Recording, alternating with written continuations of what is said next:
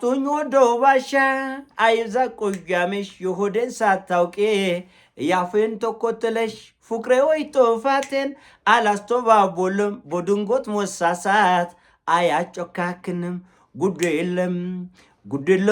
የለም ፍቅር ያለ የማይሆነ የለም ኦረ እንዴት ሁሉ ታገስ እምባ ከጉንጮቼ ካይነቼ ሲታፈስ ሰላም እንዲናችሁ በያላችሁበት ሁሉ ነገር ሰላም ነው። አሸይን አንድ ያላችሁ እሞኝላችኋለሁ። ቢስቲስ ጉንዱል ወዳች ላይክ እና ሼር ያደረጋችሁ ሐሳቦቻችን ለብዙዎች አቆፍሎ ለዚህን ኮልቢ አመሰግናችኋለሁ። ሐሳቡ ሲሞቻችሁ 3000 ላይክ እንድትገጭኑ በትትና ወጋው ብዛችኋለሁ።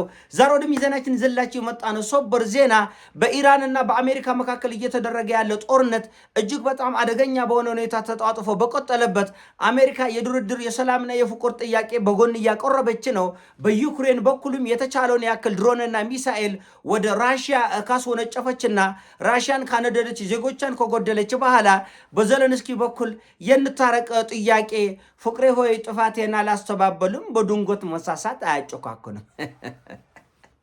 ራሽያ እንደምታውቁት ለዩክሬን ሺህ ጊዜ የሰላም ጥያቄ አቅርባለች። ሺህ ጊዜ በፍጹም ኔቶን አትቀላቀይ፣ በፍጹም ከነዚህ ከአውሮፓ ኃይሎች ጋር አንድ ላይ በመሆን ራሽያን ለመደብደብ እና የኒኩሌር መሳሪያ ታጥቀው ከሚንቀሳቀሱ የአውሮፓ ጥጋበኞች ጋር ራሽያን ለመውደብ የሚደረገው እንቅስቃሴ አይሳካምና ዩክሬን ከድርጊትሽ ተቆጠቢ 10,000 ጊዜ ነው የተነገረው። አሁን ዋጋዋን ስታገኝና የዩክሬን ዋና ከተሞች ሰማይና ምድሩ ሲደባላለቁባቸው እንታረቅ እያለ ነው ያለው ዜሌንስኪ። በአሜሪካ በኩልም እንደዚሁ። በአሜሪካ በኩል እንደምታውቁት ዓለም አቀፍ ሚዲያ እስኪያቅለሸልሸው ጠዋት ጦርነት ከሰዓት እርቅ ነው፣ ማታ ድርድር ላይ ሊደረስ እርግብ ሊለቀቅ ደቂቃ ቆረ ይሉሃል። ልንደራድር፣ ይሄው ተደራደሩን፣ ይሄው ተስማምታል፣ ይሄው ይላሉ።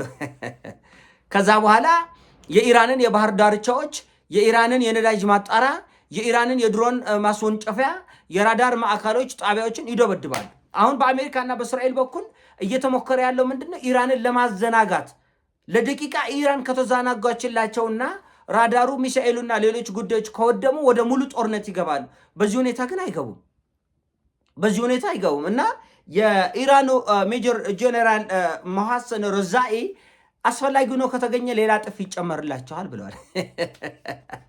በእውነት የኢራኑ ታስኒም ሚዲያ እንዳስነበበ ከሆነ ሌላ ጥፍ ትክክለኛ ቦታቸውን እንዲያውቁ አሜሪካና እስራኤል ትክክለኛ ቦታቸውን አላወቁትም እና ተጨማሪ ጥፍ ይጨመርላቸዋል እንደ አስፈላጊነቱ ቦታቸውን እስኪያውቁ ድረስ።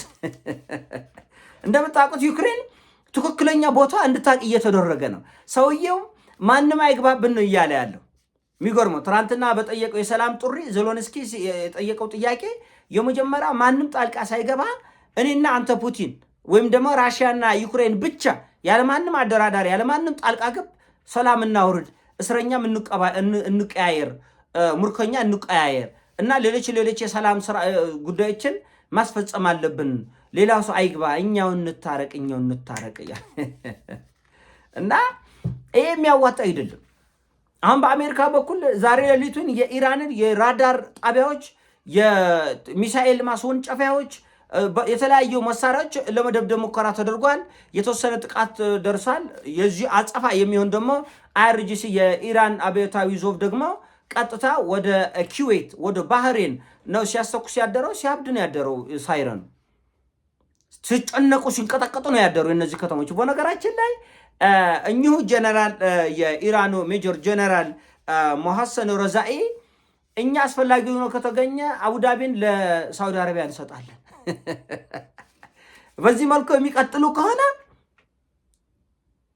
እነዚህ የዚሁ መካከለኛ ምስራቅ ላይ ኩዌትና ባህሬን እንደዚሁም የተባበሩት አረብ ኤሚሬት ጥጋባቸው የማይበርድላቸው ከሆነ እኛ ሰላም ስምምነት ድርድር ከተደረሰ በኋላም ቢሆን አንለቅም ኤሚሬትንም ባህሬንም አንለቅም። ኳታርና ሳውዲ አረቢያ ግን ትንሽ ወደ ልቦናቸው ተመልሰዋል፣ ከእውነታ ጋርም እየተስማሙ ነው ያለችው ኢራን። ሳውዲና ኳታር ወደ ልቦናቸው እየተመለሱ ነው። ኩዌትና ባህሬን ግን ግማሹን ለኢራቅ ግማሹን ለሳውዲ አረቢያ እሰጣለሁ ብትንትና አውጥቼ የቀረውን እነሱ አልተወስደው ነው መሰለኝ። እርግጠኛ ነው ደግሞ የምነግራችሁ። እነዚህ ሰዎች ከድርጊታቸው የማይቆጠቡ ከሆነና በአጎብዳጅነታቸው የሚቆጥሉ ከሆነ የኢምሬት የባህራንና የኩዌት እጣ ፈንታቸው መፍረስ ነው። ከዛ በኋላ እንዳለችው ምናልባት ኢራን ግማሹን ለሳውዲ አረቢያ በስጦታ የሚሆን በሽያጭ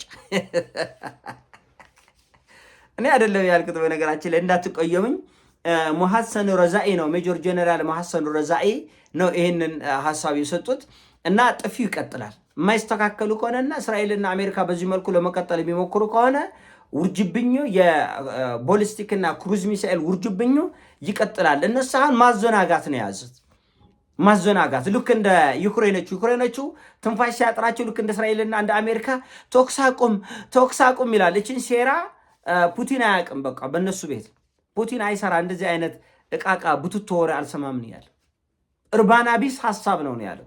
እወግርሃለሁ፣ እወቅጥሃለሁ እስኪ በቃህ ድረስ በጀርመን፣ በፈረንሳይ፣ በጣሊያን በሞላ አውሮፓ ሚሳኤሎችና ቦምቦች ራሽያን እየደበደብክ አትከርማትም፣ እወቅጥሃለሁ እስኪ በቃ እስኪ ያስነጥስ ነው ያለው።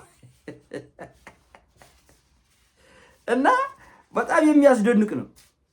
በጣም የሚያስደንቁ። በነገራችን ላይ ሲኤንኤን ያወጣው አዲሱ መረጃ እስራኤል ከኢራን ጋር ለምታደርገው ጦርነት አዘርባይጃን ላይ ኮማንዶዎችን ሁሉ አስገብታ ነበር ነው የተባለው። በጣም የሚያስደንቅ ነው። እውነትና ንጋት እያደሩ ይወጣል። አሜሪካና እስራኤል ከጦርነቱ በፊት ምን ያክል እንቅልፍ አጥተው ሲሰሩ እንደነበር ተመልከቱ።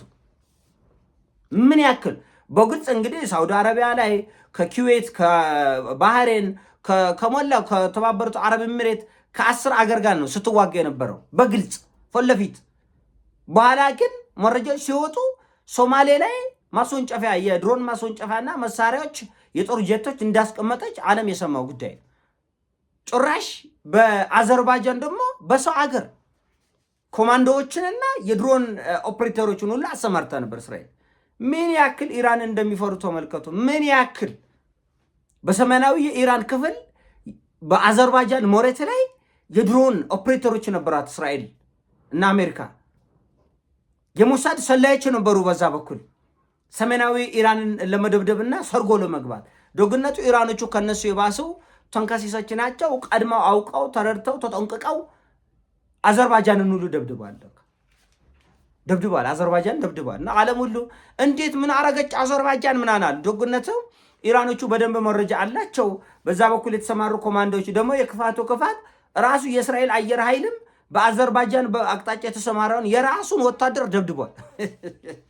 የራሱን ድሮን ኦፕሬተር በስቶት ማለት የራሱን ድሮን ኦፕሬተር የራሱን ኮማንዶዎች መጥቷል የእስራኤል ኃይል ማለት ነው። እና ተመልከቱ፣ በአዘርባይጃን በሚስጥር ነው፣ በኢራቅ በሚስጥር ነው፣ በሶማሌ በሚስጥር ነው፣ በቱርክ ሁሉ ነበር እየተባለ ነው። እና አንዲት አገር ኢራን የምትባል አገር ሳይሆን አህጉር መላ አውሮፓን የገጠሙ ነው የሚመስለው። የፍርሃታቸው የጥንቃቄያቸው ብዛት ተአምር ነው። እና እንደዚህም ሆኖ ውጤት ማምጣት አልተቻለም።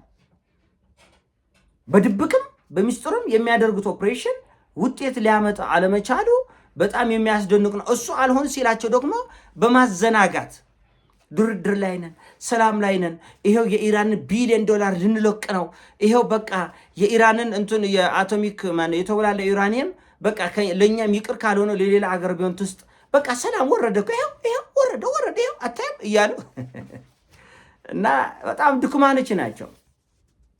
ሴራ ነው በቃ ሁልጊዜ ሴራ ነው፣ ሁልጊዜ ግልጽነት የሌለው እንደምታውቁት እንግዲህ ሌላውን በማዘናጋት ሐሳቡን ትኩረቱን ከጦርነቱ ላይ ነቅሎ ገለል በሚልበት ሰዓት ድንገት በማድፈጥ በመጉዳት በመግደል እና ይሄ ግን ውጤት አያመጣም። እነሱም አላገኙበትም፣ ሌላውም ዓለም ከዚህ ውጤት አላገኝም። እና እንደ እውነቱ ለመነጋገር ከሆነ የኢራኑ ጄኔራል ሙሐሰን ረዛኢ እንደተናገሩት ሌላ ተጨማሪ ጥፊ የሚያስፈልግና ጦርነቱን በደንብ አፋፍሞ በእርግጥ በኢራን በኩል ወደ ሜዲትራኒያን ባህር ሁሉ ወስዷለሁ፣ ወደ ባብል ኤል መንደብ ሁሉ ወስዷለሁ፣ ወደ ህንድ ውቅያኖስ ሁሉ ወስዷለሁ፣ ጦርነቱ አሰፋዋለሁ፣ እናንተ ለመጀመሪያ ያብቃችሁ፣ እኔ ደግሞ የጦርነቱን አድማስ የት ድረስ እንደምወስደው የምታዩት ይሆናል የሚል ግልጽ ጥር ምጥን ያለች መረጃና ማስረጃ አቀብላለች። ይህንን ሲኤን ዘግቦታል። ሲኤንን እንደዘገበው ከሆነ ገና አሰፋዋለሁ የጦርነትን አድማስ ወደ ህንድ ውቅያኖስ እስከ ባብል ኤል መንደብ እስከ ቀይ ባህር